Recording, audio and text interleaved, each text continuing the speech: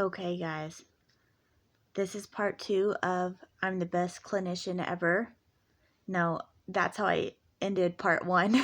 It totally cut off in the middle of I'm the best ever or something like that, something to that extent. And my clinics have been going really, really good. And I just said that I'm not that confident, but I'm not letting me talk down to myself anymore.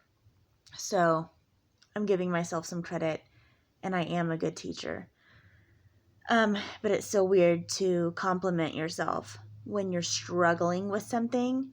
And one of the reasons I think I've been struggling is because, I'm in a pretty competitive industry where clinicians that are teaching have gone to the NFR, are winning futurities, and here I am just momming it up, not wanting to leave my kids for any amount of time, training on some colts, have a nice horse that's been plagued by injuries, but he's better now. Not really wanting to pro rodeo and spend time away from my kids, but also wanting to feel like I'm competitive and kind of validate why I'm doing this or that I'm good enough. So I fight my head all the time on why my clinics have taken off like they have. And they have all over the United States, which is awesome. I'm so thankful for it. But I still don't get it sometimes. I just, sometimes you just don't feel as worthy as others who have these huge resumes. And so one thing I did want to do was qualify for a major event for the WCRA. I'm extremely sunburned, by the way. I worked outside all day and I have wet hair, but I look really rough, sorry. But I was just sitting in bed and it looks like I'm going to qualify for Corpus Christi, which was a big thing for me because it was my way of being competitive at a high level other than the Ruby Buckles and not having to pro rodeo and leave my kids at home. And so they take the top 48 to this limited rodeo in Corpus Christi, and for 6 months I've been trying to to earn enough points to get there. I don't know what I'm gonna do when I get there. I don't have a small pin horse. I also don't have a seasoned rodeo horse. Spencer handles pressure really well, but he cannot handle loud noises, and he also does not take, you can't stuff his ears with anything. I've tried ear palms, tampons, you name it, I've tried it. He just is belligerent about it. So that is not an option. He has learned to handle pressure more as he's gotten older. He's 11 now, but he can't even handle me shooting a BB gun outside. He will climb his freaking stall. So I'm a little freaked out because I just watched the performances at Corpus Christi, and you have to go through a qualifying round in a different arena, which I can't find a video to. So I don't know what that arena looks like. And then if you are in the top 24, then you make it to the progressive rounds, which are performances.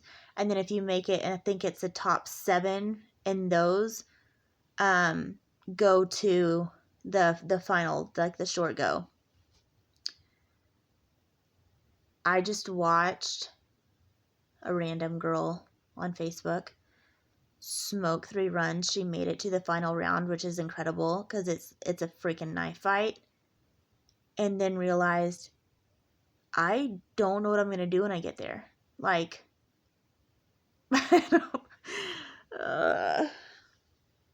kind of knew it was gonna be a thing. I was like, oh, it'll be loud, but Spencer will be fine. I don't know that he's gonna be fine. I'm tripping a little bit, to be honest with you. I just watched the performances and I'm like, okay, well, I get that it's 13 seconds. Like, that's fine. It's very small for any of mine. But, I knew Corpus Christi was small. I don't think I had really, really digested what a performance there would be like on Spencer. I don't mind big performances. I don't mind them, but I mind them on Spencer because the last time I entered him in a performance was 7 years ago, and he bucked me off on my freaking head. Like, had to go to the freaking hospital bucked off. Didn't know where I was. Pickup horses couldn't catch him as he made laps around the arena, like, rocked me. And I've been afraid to enter him in a performance since then, and so I just have totally avoided it or entered him in slack.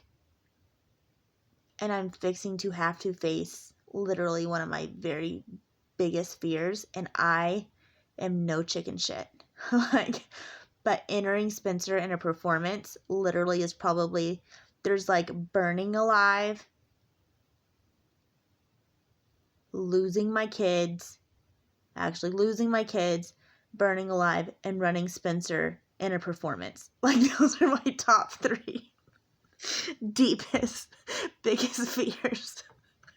I know that sounds so stupid, but in my brain, that's what this in the passenger seat, that's why I'm making these videos. I don't care if you ever see a single run that I make. There are a million videos out there where you can watch people make runs and trailer clean outs and blah, blah, blah. Like, there are a million of those. In the passenger seat is literally just a mental diary of what I go through. And I know I'm not the only one that goes through these things mentally, where my head is at. And my head right now is full of so much self-doubt. I am totally freaking out. I knew it was coming if I qualified. For some reason, I didn't, in my brain, I think I knew I would qualify, but then I didn't think the time would actually freaking come. Like, cutoff is literally April 10th. It's this weekend. If I make it in the top 48, like, I'm going. And if I run in the top 24, I'm in the freaking performances on a horse who is deathly scared of performances. Now, my other option is to run Moves, who loves performances and literally has 7 rodeo performances under his belt last year and has been half-ass sore all this year. I mean, it's March, so like, how far into the year are we even? Excuse me.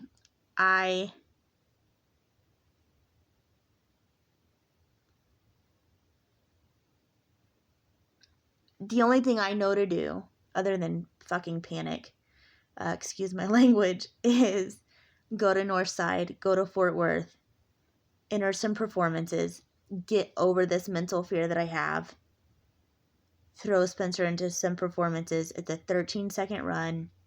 I've run them there before, but only in jackpots. And get over this fear that I have. I have to get over it before May, the beginning of May. I have to.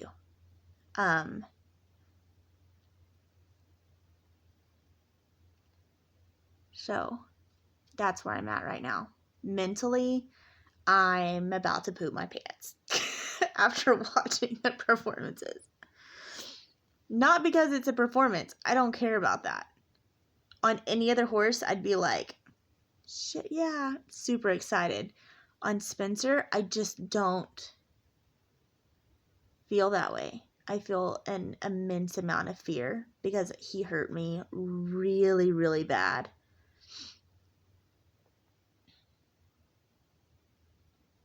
So,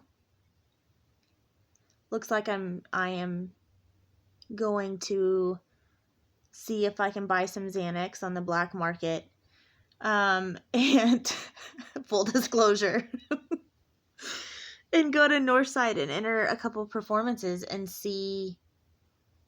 I mean, we're already going to struggle because he's not a super small pattern horse. And I don't know that I've ever even made it past the barrels on him at Northside.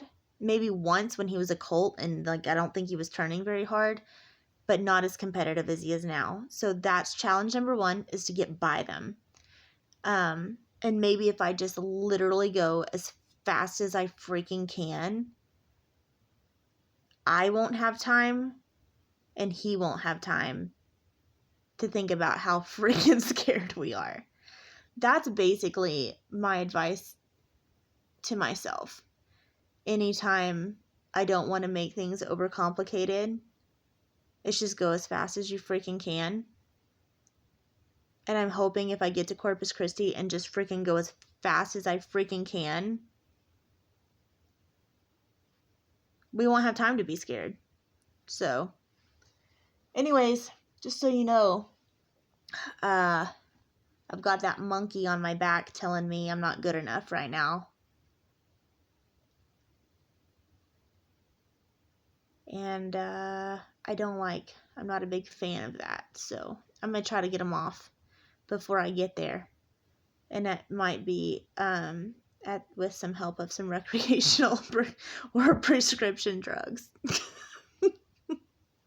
I wish I was joking too, but I don't know. I don't know if I am. Anyways, that's where my head is at. So here's part 2 of the last video, which was I am the freaking best clinician ever. I'm not. I'm trying to be. I've got a long way to go and a lot to learn, and I know that, but I'm not terrible. And I've got to get this negative self-talk out of my head because I'm a damn good teacher. And I have trained this horse, and I know him like the back of my hand, and he loves me so very much, and he is not the same horse that he was 7 years ago when that happened.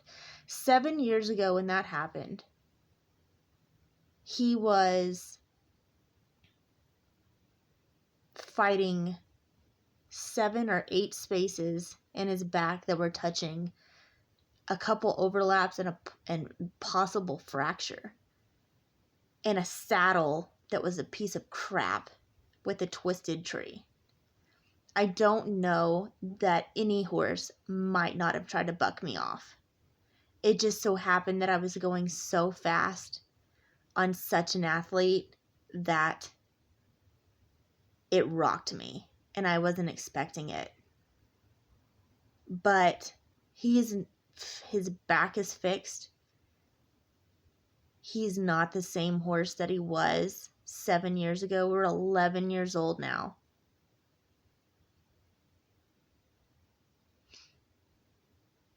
Wait, is that right? It couldn't have been 7 years ago. 6 years ago?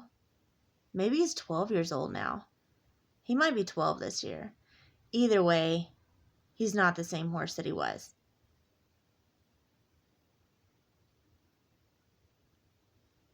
Time to face my fears, I guess.